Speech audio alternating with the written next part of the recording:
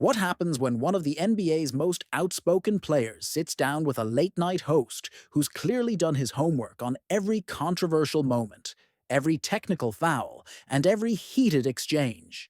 What you're about to hear is the most uncomfortable television interview that never made it to air. A conversation that started as typical promotional banter, but quickly spiraled into something much darker. This is the story of how Draymond Green walked off Jimmy Kimmel's show after a clash that left everyone in the studio stunned, and why the footage of this interview will never see the light of day.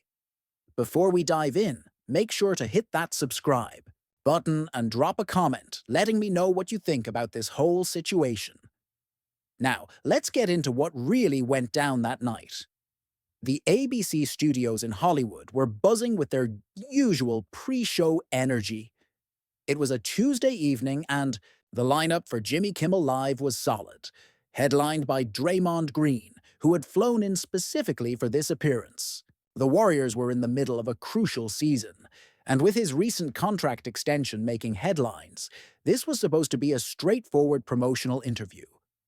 Just another stop on the media circuit to talk basketball, maybe crack a few jokes about his teammates, and keep the public image polished. Draymond had arrived early, something his publicist had specifically requested given the importance of this appearance. He'd done hundreds of these interviews over the years, knew the rhythm, understood the game. Show up, be charming, tell a few stories, promote whatever needed promoting, and head home. Easy money, easy exposure, easy relationship building with the media. But Jimmy Kimmel had other plans entirely. The green room conversations had been normal enough. Small talk about Los Angeles weather, compliments on Draymond's suit, the usual pre-interview pleasantries that happen behind the scenes. Kimmel had seemed relaxed, friendly even, making jokes about having to follow Draymond's appearance with a cooking segment. Nothing seemed out of the ordinary. The production team was professional, the makeup artist chatted about basketball, and everything felt exactly like every other late-night show appearance Draymond had ever done. As they walked toward the set, Kimmel had even commented on how much he was looking forward to the conversation, mentioning that he'd been following Draymond's career since his college days at Michigan State. It was the kind of flattery that guests always appreciated, the suggestion that the host had done his homework and actually cared about the interview, beyond just filling time slots. The studio audience was packed and energetic, exactly what you'd expect for a taping of one of late-night television's most popular shows. As Draymond was introduced and walked out to the familiar theme music, the crowd gave him a warm reception. Cheers, applause, even a few Warriors chants from what were obviously Bay Area transplants living in Los Angeles. Everything was going according to script. As the cameras rolled and the familiar theme music faded, Kimmel's opening was standard enough. The usual pleasantries, a joke about Los Angeles traffic and how it compared to Bay Area driving, some light ribbing about the Warriors' recent performance against the Lakers. Draymond played along perfectly, flashing that confident smile that had become his trademark during media appearances. He told a quick story about Stephen Curry's pre-game rituals, laughed at Kimmel's jokes about his own jump shot, and settled into the comfortable rhythm of late-night television. Everything seemed perfectly normal, even enjoyable, until Kimmel shifted gears with the subtlety of a freight train. "So Draymond," Kimmel said, his tone becoming more serious as he leaned forward slightly with that practiced television host lean. "I've got to ask you about something that's been on everyone's mind lately, and I think our audience deserves an honest answer. You've had quite a few, let's call them passionate moments on the court this season. Some people are saying you're losing control out there, that maybe the pressure is getting to you in ways it didn't before." The question hung in the air for just a moment too long. The studio audience, which had been chuckling along with the earlier banter, seemed to collectively hold its breath. Draymond's media-trained smile flickered for just an instant, a micro-expression that the cameras definitely caught, but he recovered quickly with the skill of someone who had navigated hostile media environments before. Jimmy, that's just basketball. Man, Draymond replied, keeping his voice even and measured. I play with intensity. I always have. That's what got me to where I am today. That's what helped us win championships. That's what helped me become the player I am. If people want to call that losing control, they don't understand what it takes to compete at this level. Right, Kimmel nodded, but there was something in his tone that suggested he wasn't quite ready to move on from this line of questioning. His body language had shifted too, becoming more aggressive, more confrontational. But come on, we've all seen the footage, Draymond. We've all watched the games, the screaming at referees, the technical fouls piling up, the confrontations with your own teammates. At what point does intensity cross the line into something else entirely? At what point do you take responsibility for behavior that's clearly out of control? The studio atmosphere shifted immediately. What had been comfortable late-night television banter just moments before was now something entirely different, something darker and more confrontational. The audience seemed to sense it too.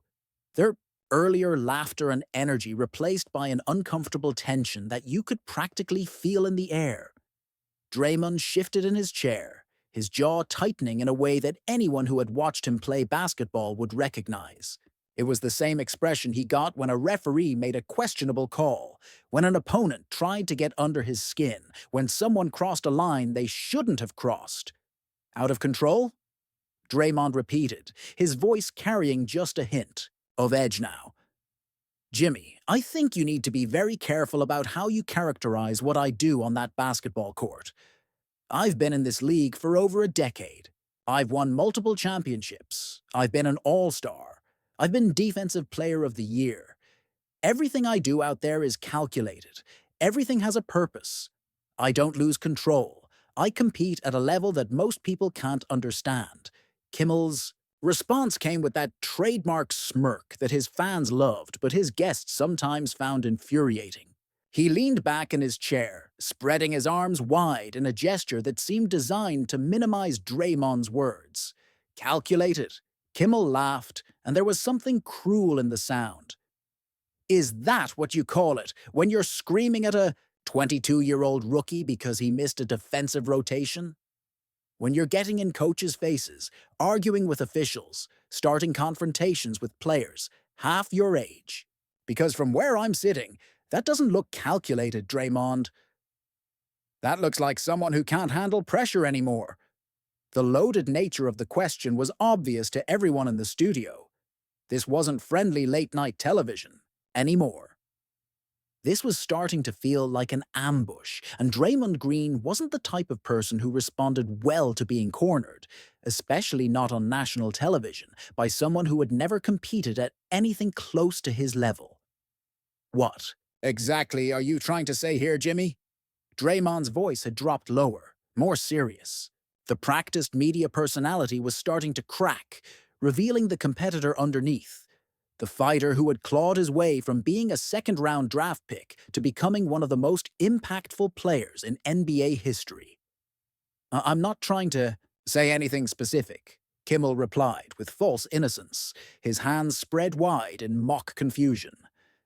I'm just asking questions that I think our audience wants answers to, questions that any reasonable person would ask. You're a public figure. You make tens of millions of dollars. And when you act out on national television week after week, people notice. People talk. People form opinions. The word choice was deliberate and inflammatory. Act out. Like Draymond, was a child having a tantrum, rather than a professional athlete competing at the highest possible level. The insult was clear, and everyone in the studio could feel the temperature rising. Act out? Draymond repeated, his voice carrying a dangerous quiet that anyone familiar with his on-court demeanor would recognize as a warning sign. Jimmy, I think you need to be real careful about how you're talking to me right now. I've been nothing but respectful since I walked out here. I've answered your questions. I've played along with your jokes. But if you think you're going to sit there and disrespect everything I've accomplished, everything I've worked for, you've got another thing coming. But Kimmel wasn't backing down. If anything, he seemed energized by the pushback, like a shark smelling blood in the water. His producers had probably told him this would make great television, that conflict drove ratings, that controversy created clips that would go viral on social media. Disrespect? Kimmel's voice rose slightly, playing to the audience now. Draymond, I'm asking you to explain your behavior. I'm asking you to take accountability for actions that millions of people see every time you play. When you're yelling at teammates, when you're arguing with coaches, when you're collecting technical fouls like they're going out of style, what am I supposed to think? What is anyone supposed to think? The audience was dead silent now. This wasn't the light-hearted entertainment they had come expecting. Even the camera operators seemed frozen, unsure whether they should keep rolling or cut away.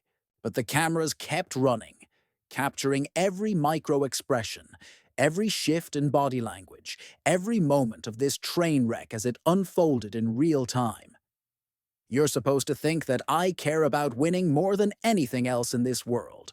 Draymond shot back, his voice rising now. You're supposed to understand that when you're competing for championships, when everything is on the line, nice guys finish last. You want to talk about accountability?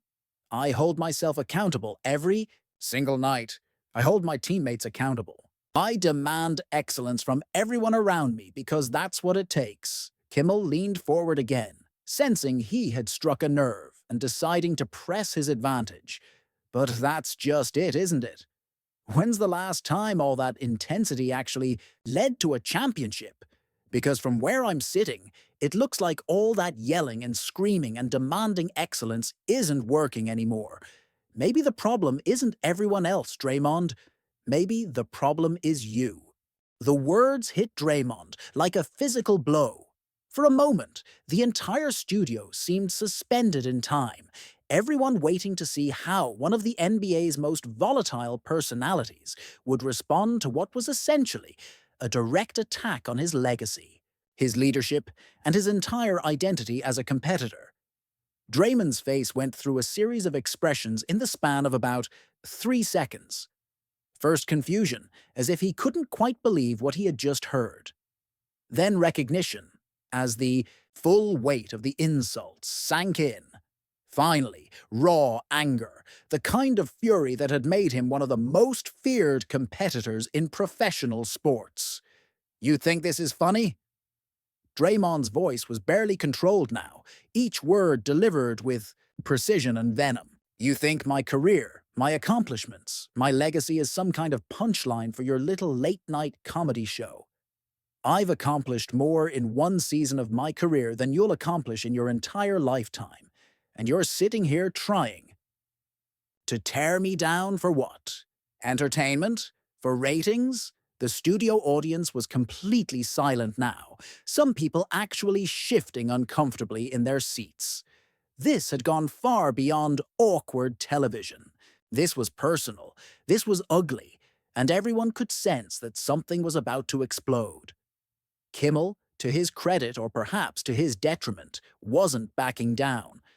He sat there with that infuriating smirk still playing at the corners of his mouth, like he was enjoying every second of Draymond's discomfort.